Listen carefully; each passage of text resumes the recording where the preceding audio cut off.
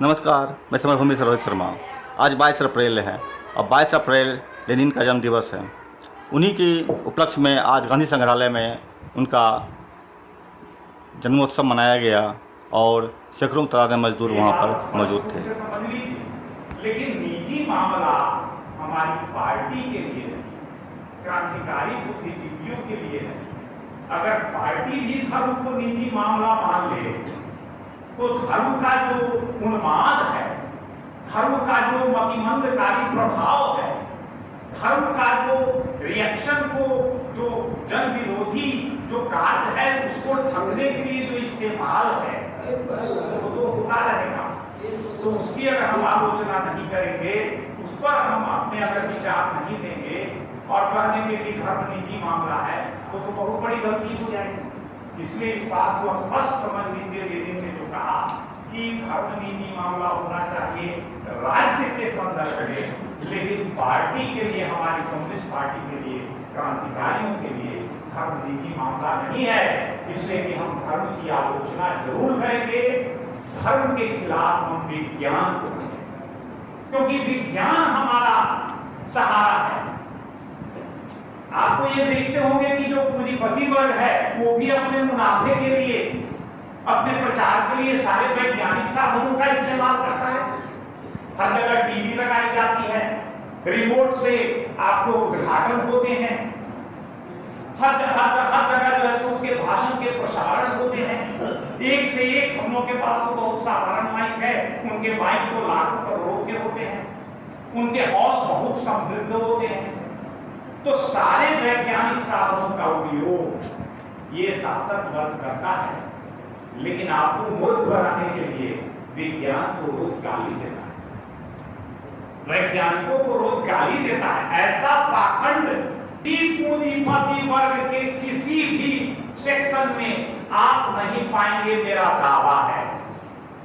दुनिया के किसी भी देश का पूंजीपति वर्ग, विशेषकर यूरोप के विकसित देशों का पूंजीपति वर्ग, चाहे वो उदारपंथी पूंजीपति हो या प्रतिक्रियावादी हो या पश्चिमी हो, वह विज्ञान को खुलेआम गाली नहीं दे सकता, क्योंकि उसके समाज में विज्ञान के प्रति, धर्म के प्रति जो एक समझ विकसित हुई है ऐतिहासिक रूप से, उसमें जनता उसके बकवास को स्वीकार नहीं करती। लेकिन हमारे देश का दुर्भाग्य है कि यहाँ विज्ञान को गाली दे देकर, कोस कर, ये जो बागेश्वर बाबा एक पैदा हुआ है, वो खुलेआम विज्ञान को गाली देता है और लोग उस पर गाली बजाते हैं। तो विज्ञान को गाली देने वालों पर जब आप गाली बजाएंगे तो इसका मतलब आप अपने मौत का फरमान जारी कर, क्योंकि विज्ञान के बिना कुछ नहीं है। विज्ञान ही आपका सहारा है और उसी को गाली देने वाले पर गाली बजा रहे हैं।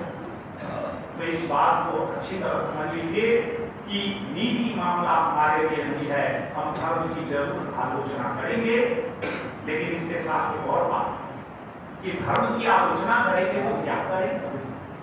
क्या खुलेआम अपने कार्यक्रम में घोषित कर दें कि हमारे पार्टी का मेंबर वही हो सकता है जो नास्तिक हो, या हम अपने झंडा पर लिखते नास्तिकता जिंदाबाद, जब नास्तिकता का प्रचार करो, यही हमारा मुख्य काम है? ये प्रश्न पैदा होता है। लेनिन ने यहां पर कहा कि नहीं, धर्म के खिलाफ जो हमारा संघर्ष है उसका यह मतलब नहीं है कि हम अपने कार्यक्रम में लिख लें कि हमारी पार्टी का मेंबर नास्तिक ही हो सकता है। ये गलत बात है। ये लोग जो समझते हैं वो वास्तव में अति क्रांतिकारी अपने को दिखलाते हैं, लेकिन धर्म के बारे में उनकी समझ बहुत अधूरी है। क्योंकि लेनिन ने कहा कि आप नास्तिकता लिख देंगे, इससे धर्म नहीं मिट जाएगा। आप धर्म को मिटाने का कसम खा करके चल देंगे, इससे धर्म नहीं मिट जाएगा। क्यों?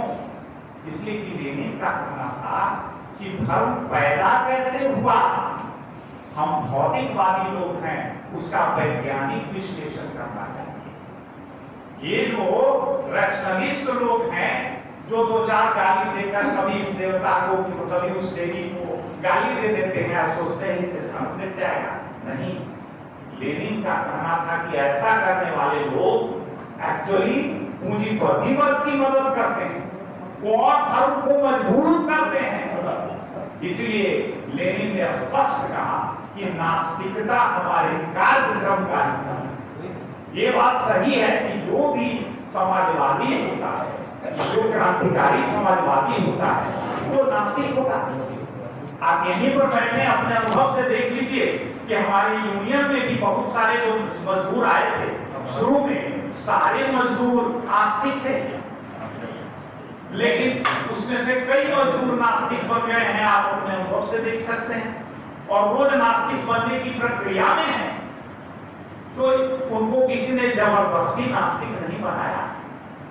उन्होंने धर्म के बारे में शिक्षा प्राप्त करके और जो जीवन का संघर्ष है उसमें शामिल होकर के और नास्तिक बना। तो लेनिन की सबसे एक महत्वपूर्ण यहाँ पर बात आई है कि चाहे आप लाख पुस्तकें बांट लीजिए मजदूरों में, लाख प्रचार कर लीजिए नास्तिकता का, लेकिन आप धर्म को मिटाने की जरूरत नहीं, क्योंकि धर्म की जो जड़ है वह मजदूर वर्ग की जो पददलित स्थिति है, समाज में जो आप रोज मार खाते हैं, आपको असहाय रहते हैं, आपको जो पूंजीवाद की अंधी शक्ति, कब आपको रोजगार मिलेगा, कब नहीं मिलेगा, कब आपको मालिक नौकरी से निकाल देगा, कब आप बीमार पड़ जाएंगे और आपकी मौत हो जाएगी, आप इलाज नहीं करा पाएंगे, कब आपका एक्सीडेंट हो जाएगा, आप अपंग हो जाएंगे। ये जो पूंजीवाद की अंधी शक्तियां हैं, इसके सामने आप जो असहाय हैं, वह असहायता आपको धर्म की जरूरत है कि जिसका कोई नहीं सहारा उसका राम सहारा।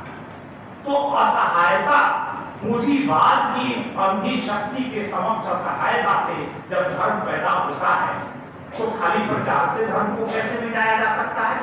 इसलिए लेनिन ने कहा कि धर्म से लड़ने का सही रास्ता क्या होना चाहिए? वर्ग संघर्ष। जब मजदूर पूंजीवाद की शक्तियों के खिलाफ संघर्ष करेंगे, पूंजीवाद के खिलाफ संघर्ष के लिए संगठित होंगे, तो उनका प्रबुद्ध होना तय है। सिर्फ धर्म के खिलाफ प्रचार से वो प्रबुद्ध नहीं बनेंगे। इसका मतलब यह भी नहीं है कि हम धर्म के खिलाफ प्रचार नहीं करेंगे, हम प्रचार जरूर करेंगे, लेकिन इससे इतना ही पर विश्वास नहीं करेंगे कि खाली हम प्रचार कर दिए और धर्म के लिए। ये अधूरी बात है। प्रचार के साथ साथ सबसे महत्वपूर्ण वर्ग संघर्ष में ज्यादा से ज्यादा मजदूरों को शामिल करना होगा, और उसमें इस आधार पर भेदभाव नहीं करना होगा कि ये मजदूर आस्तिक है, ये नास्तिक है, ये हिंदू है, ये मुसलमान है, इसकी पूजा पद्धति यह है।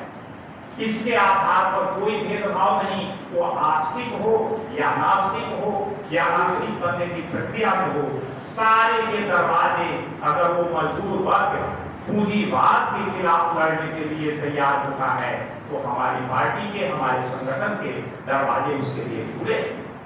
ये लेनिन का कहना। लेनिन ने तो यहां तक कहा, धर्म के बारे में प्रश्न उठाकर उन्होंने कहा कि क्या हमारी पार्टी का सदस्य कोई पादरी हो सकता है?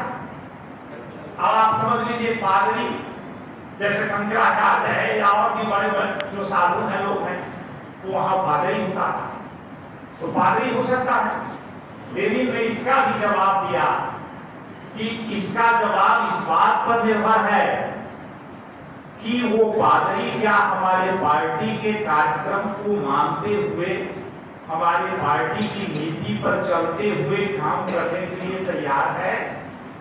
अगर वो पादरी हमारी पार्टी के कार्यक्रम को मानता है, उस नीति पर चलता है, काम करता है, तो एक पादरी भी हमारे पार्टी का सदस्य है।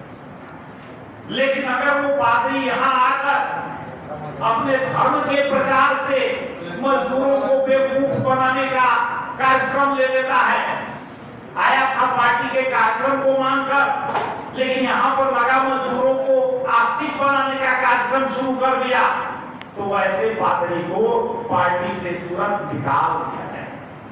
इसीलिए लेनिन की जो नीति है धर्म के बारे में, वो सबसे सुसंगत, सबसे समृद्ध, सबसे स्पष्ट लेनिन पर कुछ लोगों ने आरोप लगाया कि आप ऐसा नीति इसलिए बना रहे हैं कि आपको डर है कि आप नास्तिक कह दीजिएगा कि नास्तिक हम हैं, नास्तिक लोग शामिल होगा, नास्तिकता का हम करेंगे तो मजदूर लोग डर कर भाग जाएगा, क्योंकि अधिकांश लोग नास्तिक हैं। लेनिन ने कहा कि धर्म के बारे में तुम्हारी समझ ही गलत है। हम किसी से डरते नहीं हैं। हम इस डर से अनिश्वरवाद का या नास्तिकता का जिक्र अपने कार्यक्रम में नहीं करते हैं कि मजदूर भाग जाए, बिल्कुल गलत बात है। बल्कि धर्म के बारे में जो हमारी समझ है वो वैज्ञानिक समझ है।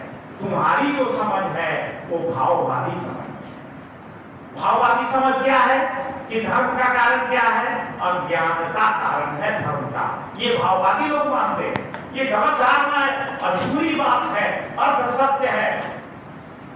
सिर्फ अज्ञानता अगर कारण होता तो बड़े बड़े विद्वान, प्रोफेसर, फिजिक्स के जानकार, वैज्ञानिक अपने को कहने वाले, चांद पर मिशन में शामिल होने वाले साइंटिस्ट, ये सब जानते।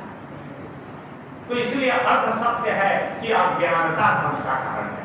अभी मैंने जो बताया कि धर्म का मूल कारण जो आज है वो है पूंजीवाद की अंधी शक्तियों के समक्ष जनसाधारण की असहायता। तो मैं समझता हूं मुख्य बिंदु में रख दिए हैं। वो लेनिन ने एक और बात कही कि आप धर्म के प्रश्न को किस तरह का महत्व देंगे, यह भी एक बहुत जरूरी चीज है। क्या धर्म का जो विषय है वो प्रथम महत्व का विषय होना चाहिए? लेनिन ने इसे इनकार किया कि नहीं, धर्म का जो विषय है, धर्म के खिलाफ जो हमारा संघर्ष है वह प्रथम महत्व का विषय नहीं है। ये हमेशा वर्ग संघर्ष के अधीन होना चाहिए। उन्होंने उदाहरण दिया, मान लीजिए कहीं किसी फैक्ट्री में कोई हड़ताल हो गई, अब उस हड़ताल का में शामिल जो लोग हैं वो आस्तिक भी हैं, नास्तिक भी हैं।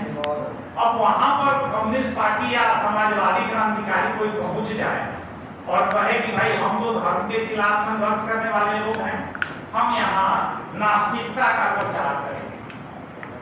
तो चल रही है हड़ताल अधिकारों के लिए, पूंजीपति वर्ग के खिलाफ, फैक्ट्री ओनर के खिलाफ, आप वहां लगे नास्तिकता का प्रचार करने। जितना भी जो आस्तिक मजदूर है, जो लड़ने आया था अपने जीवन के सवालों को लेकर, वो बढ़ जाए। आस्तिक और नास्तिक में डिवीजन हो जाएगा वहां। और पूंजीपति वर्ग यही चाहता कि हर जगह धर्म के आधार पर डिवीजन हो जाए, धर्म के आधार पर बंटवारा हो जाए। तो क्या उस समय धर्म के सवाल को उठाना, धर्म के खिलाफ संघर्ष की बात करना, ये सही होगा? लेनिन ने कहा कि बिल्कुल गलत होगा। उस समय हमारा मुख्य उद्देश्य हड़ताल की सफलता के लिए काम करना है। इसलिए वहां कोई भी इस तरह का बेईमानी बात, कोई भी धर्म के खिलाफ प्रचार की बात, वो हमारे वर्ग के हित के विरुद्ध होगा। इसलिए उसका स्थान जो धर्म के खिलाफ संघर्ष का है वही होना चाहिए। एक और बहुत महत्वपूर्ण उक्ति है मार्क्स से, जिसको लेनिन ने भी जिक्र किया कि हमारा धर्म के प्रति रूप जो है, एक पंक्ति में अगर कहा जाए तो क्या है? वो है कि धर्म जनता की अफीम है।